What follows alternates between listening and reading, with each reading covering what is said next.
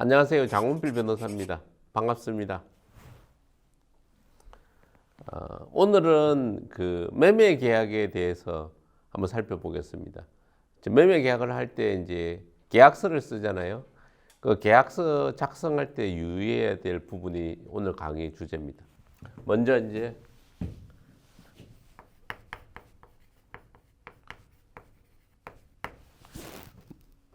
매매란 무엇인가 하는 것부터 시작을 하겠습니다. 매매란 사고 판다 이런 얘기거든요. 그러면 매매를 하면 매매 계약이란 걸 작성하는데요. 여기 이제 파는 사람을 매도인, 사는 사람을 매수인 이렇게 합니다. 다 한자 용어입니다. 도자란 걸 판다 이런 얘기고 숫자란 걸 받는다 이런 얘기입니다. 그러니까 파는 사람을 매도인,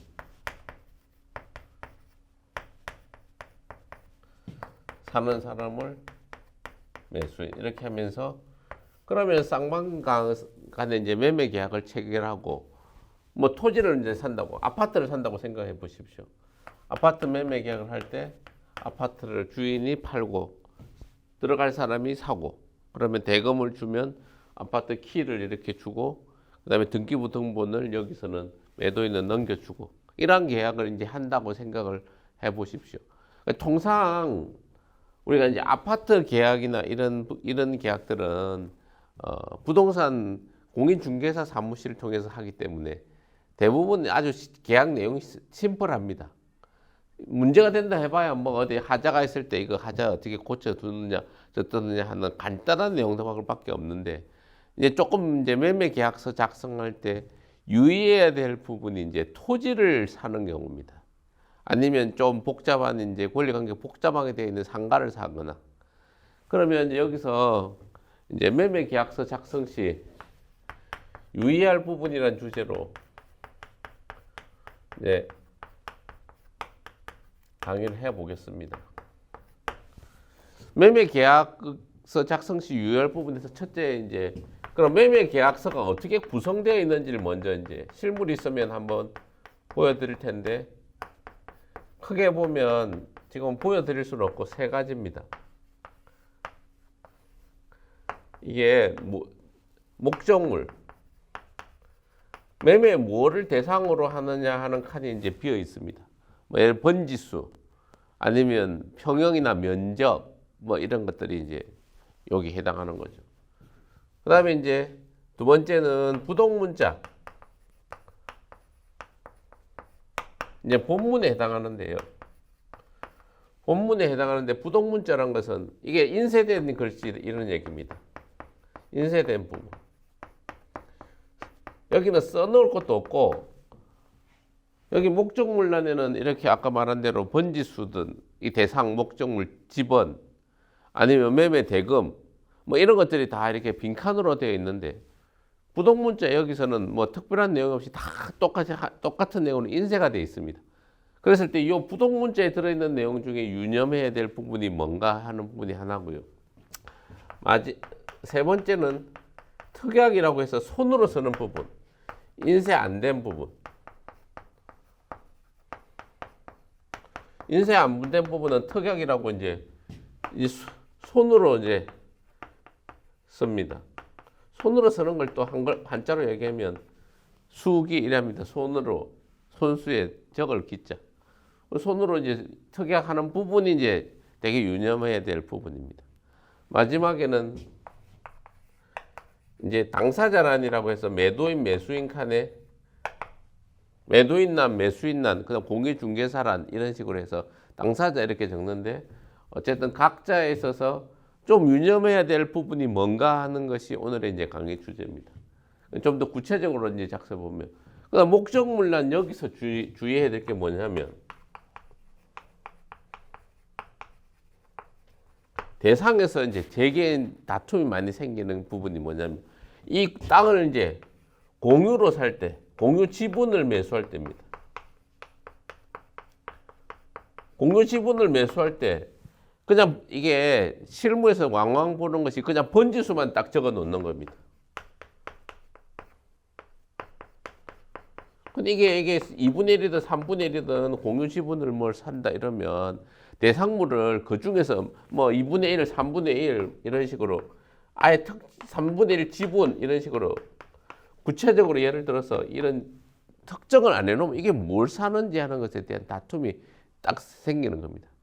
금액이 좀 어중간하게 되는 상황에서 이걸 전체를 산다는 건지 부분을 산다는 것인지 다툼이 딱 생기면 그 당사자 간에는 번지만 적어 놓으면 이게 뭐 몇 분의 1, 몇 분의 1 이런 거 없이 그러니까 오해가 생기는 수밖에 없는 거죠. 어떻게 유리한 쪽으로 주장하냐 보면 왜 안 적었냐 그거. 법정에 가 보면 공유 지분 2분의 1이다 이러면 면적이 몇 제곱미터 이래놓고 그 몇몇 제곱미터에 3분의 1 이렇게 적어놔야 되는데 3분의 1이면 금액 차이가 좀 나니까 면적 차이도 있지만 한 2분의 1이나 3분의 2나 이런 게 할 때 될 때는 이게 금액 차이가 안 나니까 이게 특정이 안 되는 거죠. 둘이만 안다고 하지만 나중에 분쟁이 생길 때는 이 부분도 정확하게 공유로 산다 이렇게 될 때는 무조건 몇 분의 1 이렇게 하고 여기 공유로 살 때 이렇게 하면 토지에 별지로 도면을 이렇게 꼭 붙여야 됩니다. 면적을 특정해서 어느 부분을 산다 하는 부분이 명확하게 나와야 다툼을 또 없앱니다. 그러니까 이제 지적도 같은 데서 표시를 딱 해서 예를 들어서 이 땅이 이렇게 별지 도면을 이렇게 내면 공유지분 3분의 1 산다면 둘이는 여기 길이 있다. 이게 도로입니다. 예를 들어서 두 가지 경우가 이렇게 있을 수 있잖아요. 하나는 이런 경우, 또 이런 경우.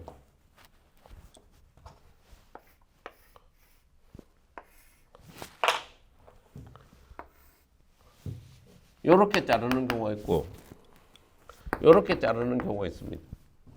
다 2분의 1씩을 자르는 겁니다. 그러면 내가 원하는 건 다툼이 파는 사람 입장에서 2분의 1만 판다 이렇게 했을 때 이거를 파는 거랑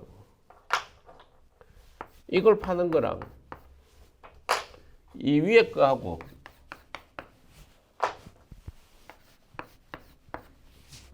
완전히 다른 경우가 됩니다.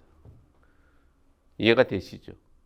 나는 당사자끼리는 이렇게 판다고 얘기를 이렇게 생각을 하고서 이렇게 생각했는데 도면이 안 붙어 있으면 이렇게 판다는 얘기가 될지 이렇게 얘기가 될지 다툼이 문제가 생기는 겁니다. 특히 문제되는 건 어떻겠어요?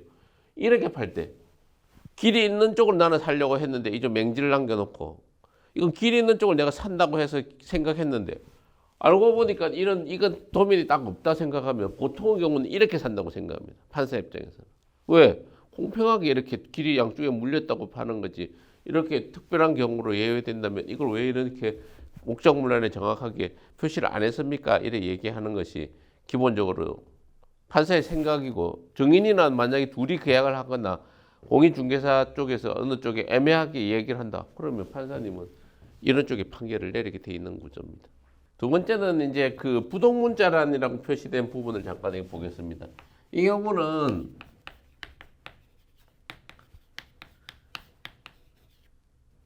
두 가지를 유념하면 됩니다. 계약금만 지불한 상태, 중도금 일부까지 지급된 상태,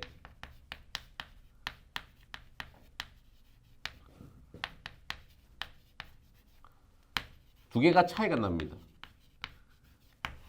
이걸 법적으로 좀 설명을 조금 해놨습니다. 그러니까 나중에 이걸 뭐 본문을 상세하게 설명해보다 그냥 부동문자 중에 계약금만 지불된 상태에서는 매도인이나 매수인은 계약금 그러면 파는 사람은 안 팔고 싶은 거고 매수인은 안 사고 싶은 상태에 놓였을 때 어떻게 하느냐에 대한 얘기를 잠깐 해놓은 겁니다. 그럼 매수인은 안 사고 싶으면 계약금을 떼이면 되는 겁니다.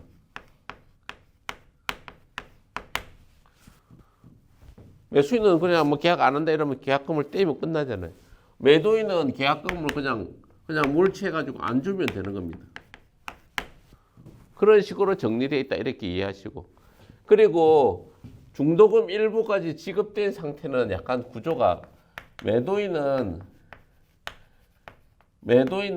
이게 채무불이행 책임을 상대방한테 매도인이나 매수인은 각자 채무불이행 책임을 상대방한테 주장할 수 있는데 채무불이행 그러니까 계약을 나는 돈을 일부 중도금까지 넘어가는 상태에서 계약을 그만두고 싶다 이럴 때는 계약 상대 매도인이나 매수인은 상대방 각자에게 채무불이행 책임을 이렇게 주장할 수 있는데요. 채무불이행 책임의 내용이 뭐냐면 이때도 위약금이나 이런 걸 줄 수 있는데 이게 계약금 상당으로 이렇게 표현해놨습니다. 엄격하게 얘기하면 내가 계약을 중도금까지 넘어간 상태에서는 계약이 상당 부분 이행됐기 때문에 이행을 안 했을 때 그 상대방에 대한 책임을 묻는 데 되는데 그 책임의 내용은 다양하게 많거든요. 이행이익을 계약을 이행했을 때 생길 수 있는 내가 이익을 그만큼 물어줘야 되는데 그 물어주는 걸 계산하기가 어려우니까 그냥 이 본문에서는 계약금 상당액으로 이렇게 금액을 정해 놓은 겁니다. 그 정도만 이해를 하시면 되겠고요. 이제 제일 중요한 건 이제 특약난입니다. 왜냐하면 특약이란 결국에는 손으로 서냈는데요. 여기서 분쟁의 대부분은 일어납니다. 큰 땅을 팔고 계약이 가격이 오르거나 가격이 떨어지는 상황이 오면 대부분의 사람들은 이걸 어떻게든 이제 물리려고 생각을 하는 거죠. 계약을 물리려고 생각하려면 뭘 잘못한 걸 상대방이 꼬투리를 잡아서 얘기를 하는데 그게 대표적인 게 이제 이 특약란에 기재된 내용이 틀렸다, 맞다, 막 이렇게 얘기를 하는 거죠. 일반적으로 이제 계약 이렇게 해보면 분쟁에서는 나는 잘 모르고 중개사가 이제 적어놓은 것대로 이제 한 거지 나는 그거 잘 읽어보지도 않았다 이런 얘기하는 사람들이 되게 많습니다. 이게 특약에 있어서 제일 중요한 거는 모르면 알 때까지 물어야 됩니다.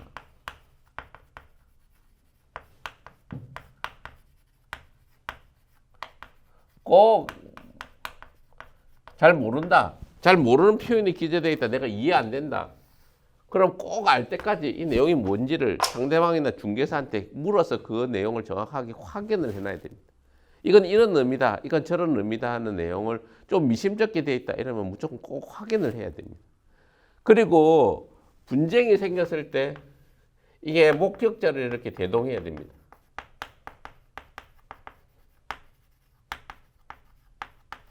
이 특약이라는 건 말이 서로 주고받으면서 한 내용을 손으로 적는 거기 때문에 이게 재판에 가보면 이 목격자가 이제 있는 사람하고 없는 사람은 완전히 다른 거예요. 증인, 이게 목격자가 나중에는 증인으로 이제 법정에서 신문을 하는데 증인 신문할 대상이 없으면 나는 나를 보충해 줄게 이 계약서 내용밖에는 없는 겁니다. 판사님 입장에서는 그 목격자를 되게 중요하시 생각해서 증인 신문할 때 여기 어떻게 되고 저떻게 되고 꼬치꼬치 거의 1시간 동안 이렇게 신문하면서 계약 내용의 실체를 파악하려고 하는데 이 목격자를 안 데려가고 내가 혼자 가면 절대 안 되고 목격자를 데리고 간다면 가족을 데려가면 안 됩니다. 가족, 나 친인척 이런 사람은 가급적이면 피하고 차라리 친구나 이렇게 한 2명 정도 데려가면 더 명확하게 좋습니다. 그런 거고요. 이 마지막에 이제 당사자란인데요. 당사자란에서 지금 우선 제일 중요한 게 대리인이 이제 작성할 때 이게 좀 어떻게 보면 거래를 많이 안 해본 사람은 대리인 이렇게 자기가 대리인으로 이렇게 와놓고 자기가 본인처럼 작성합니다. 그러면 안 됩니다. 계약서에 예를 들어서 누구 이렇게 홍길동의 대리인 누구 이렇게 중요한 건 그 대리 관계를 특정하지 않으면 실질적으로 대리인인지 본인인지 막 이게 나중에 막 섞여 있어서 해석이 분분해지면서 골치 아파집니다. 대리인으로 가는 상황에 놓였을 때 특히 본인이 자식이 만약에 다 본인인데 부모가 대신해서 오거나 이래가지고 뭐 직장 갔다고 부모가 와서 쓰면서 막 이런 관계를 정확하게 명확하게 안 해놓으면 틀림없이 이거 꼭 문제가 됩니다. 그리고 이때 인감하고 거기 인감 도장하고 인감 증명서를 이렇게 들고 오는 경우가 많은데요. 위임자. 나중에 뭐가 문제가 되면 꼬투리를 잡아서 계약을 파기하려고 합니다. 누구든지. 그래서 제일 되게 좋은 것이 이 대리인이 당사자가 왔는데 인감 도장이나 인감 증명서를 안 들고 오면 이 위임장 내용이 이게 정확하게 위임을 받아왔다는 내용을 명확하게 밝혀야 되는데 누가 위임하고 누가 위임을 받았는데 그 내용을 무슨 매매 계약을 체결하는 어느 토지에 뭐 무슨 계약을 체결하는 권한을 다 위임한다는 내용을 정확하게 하고 그 다음에 인감 증명서와 인감 도장을 찍어서 이렇게 명확하게 해야 실제적인 대리 관계로서 오는 게 맞는데 내 자식이 예를 들어서 돈은 어디서 다른 사람 명의의 돈이 또 통장에서 들어오고 그다음에 이게 여기 대리인이 이제 정확하게 이런 식으로 거래를 안 해놓으면 분쟁에서 이게 어떻게 되는지 나중에 복잡해지면 나중에 계약을 딱 깨기 좋은 상황으로 딱 이렇게 몰려간다는 거예요. 그다음 목적까지 또 없는 상황이면 더더욱이 불리하게 되는 거고. 그러니까 여기서 보면 제일 FM대로 하면 정확하게 목적지를 잘 모르는 친구나 두 사람을 대동해서 정확하게 기억을 하면 제일 좋고 그다음에 인감증명서, 인감도장을 꼭 참고 가져오라고 해서 위임장을 만들어서 도장을 찍고 계약서에는 명확하게 대리관계를 밝혀야 제일 좋은 거라는 거죠. 오늘은 그 매매계약서 작성에 있어서 이제 유의할 점에 대해서 살펴봤습니다. 시청을 해주셔서 감사드립니다.